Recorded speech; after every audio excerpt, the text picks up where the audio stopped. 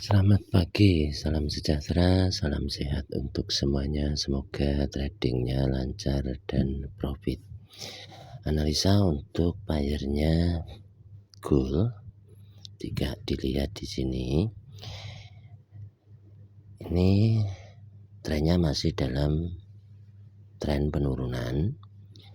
Nah, selanjutnya jika sudah mampu membuat reversal ataupun lahir satu candle hijau, artinya adalah ini salah satu candle yang mampu menghentikan perjalanan ke bawahnya. Jadi lahirnya satu candle hijau ini adalah menghentikan laju untuk penurunan. Apalagi ini terjadi pada time frame-nya daily. Nah, selanjutnya boleh katakanlah sepanjang satu candle ini itu mau di mapping seperti ini atau mau diambil bodi bawah sampai ke shadow juga nggak apa-apa. Artinya candle ini akan diuji kembali. Jadi di mana ada reversal tentunya akan ada retest. Nah, selanjutnya kita bisa mencari setup ataupun entry itu di H4 dan H1. Nah, kita tinggal pindah ke H4 di sini. Nah, adapun di H4 di sini ini memberikan arah akan ke atas dengan adanya candle mampu breakout di atas middle BB. Artinya adalah ini memberikan arah ini akan ke atas, akan mencari top BB.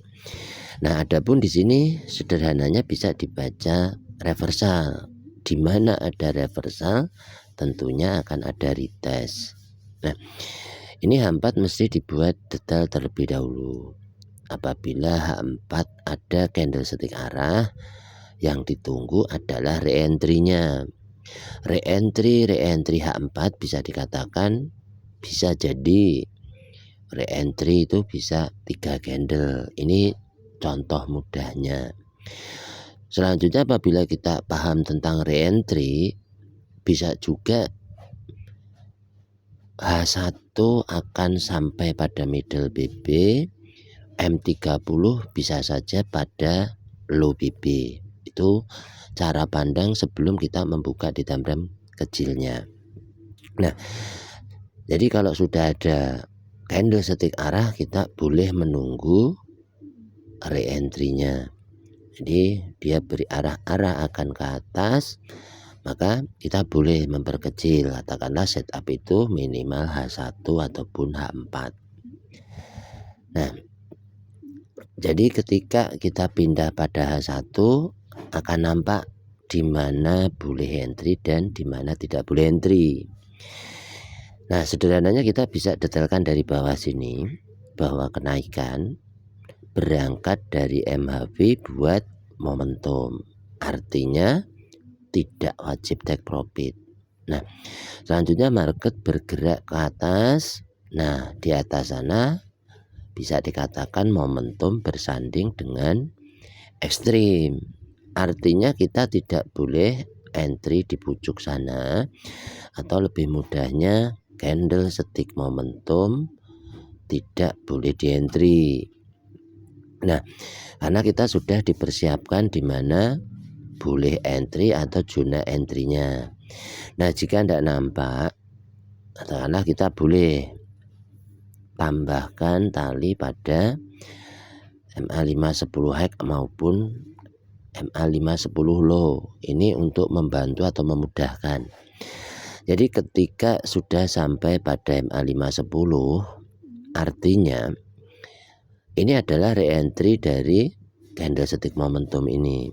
Di mana ada momentum tunggu re-entry, zonanya MA510 sampai middle BB.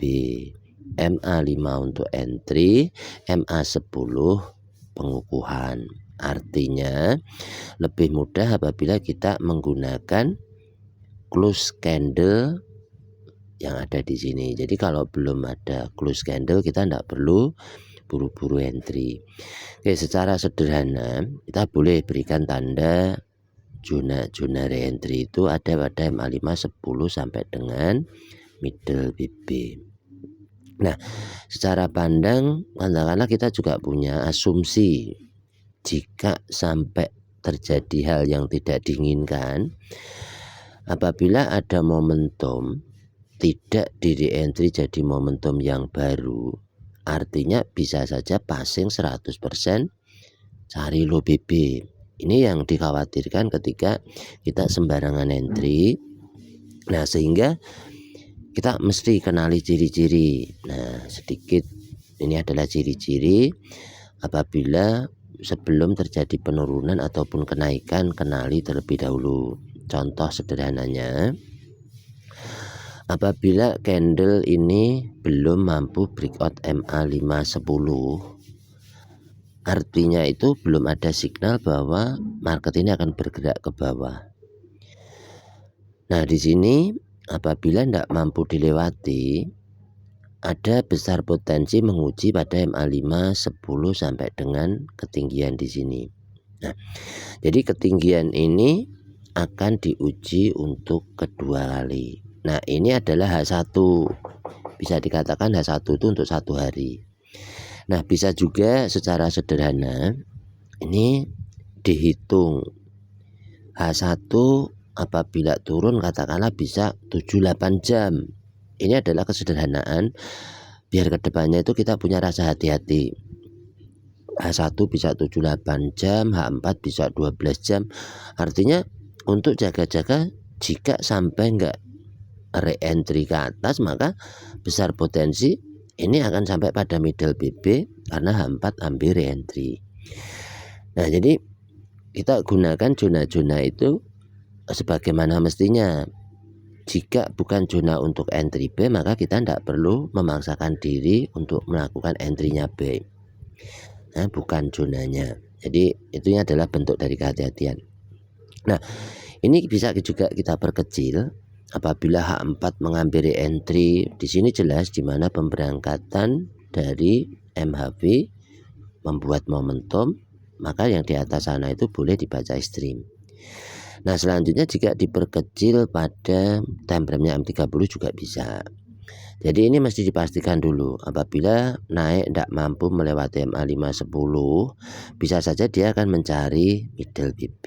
Sehingga jika mengacu pada M30 wajib ekstrim. Jadi dasar untuk melakukan entry B itu mesti ada ekstrim. Nah, adapun di sini juga sama, di mana pemberangkatan dari MHV buat momentum, selanjutnya di sini mampu dihentikan sesaat. Lanjut di sini adalah MHV, tidak adanya lagi kenaikan lanjutan. Nah, di sini nampak sekali di mana naik tidak mampu melewati MA5 10 top BB, artinya adalah valid MHV. Nah, di sini ada mampu breakout MA5 10, artinya beri signal awal arah akan ke bawah. Nah, ketika memberi signal awal arah akan ke bawah, maka yang diuji adalah MA5 10 sampai ketinggian di sini. Jadi apabila ini nanti tidak mampu membuat momentum yang baru, artinya akan menguji zona bawah, yaitu low BB-nya. Jadi ada potensi baru ketika naik tidak mampu akan menguji bawah sini, maka nanti apabila candle bermain-main di sini bisa saja low BB-nya ini yang naik ke atas. Jadi mengacu pada pembalikan seperti ini itu sama. Jika ingin melakukan entry buy itu perhatikan di time frame kecil M5 M15 itu wajib ekstrim, double ekstrim. Jadi kalau belum ada ekstrim, jangan coba-coba melakukan entry-nya buy, pasti nanti ke floating. Nah, jika kita melihat di sini sama, di mana penurunan di sini ini akan berakhir pada gantian ekstrim MHV, di mana di atas sana ini ada momentum yang tidak di re-entry. Ini kesederhanaan, apabila tidak di re-entry destinasinya cari low BB, ini berlaku semua. Nah, sehingga apabila di sini nanti sudah tidak mampu turun, ada potensi akan menguji ketinggiannya. Jadi Ini perlu perhatian khusus agar mencari entry itu boleh dikatakan satu arah saja. Nah, jadi yang bergerak ini adalah time frame besar. Jadi kalau seneng entry itu mesti dikasih jarak, jangan terlalu over. Nah, mengacu pada daily di sini, ini ada potensi apabila daily melakukan re-entry, bisa saja kenaikan ini akan menguji pada MA5 10 sampai middle BB. Untuk daily ini waktu yang sangat panjang, atau katakanlah bisa minimal 3 hari. Nah, ketika kita fokus di sini, boleh coba naikkan satu time frame di sini. Oke, ini yang akan menjadi penentu ya. Ada potensi weekly ini mesti ditolak atau ada penolakan. Jadi apabila close pada pekan ini atau minggu ini mampu close di atas MA50, artinya bisa saja momentum ini gagal dan akan menjadi MHV. MHV akan dimatikan oleh MHV sehingga nanti akan berlakunya sideway di time frame besar sini. Ada potensi untuk kembali lagi ke atas. Ini poin besarnya, akan menguji pada middle BB. Jadi katakanlah daily di sini ada reversal, ada retest.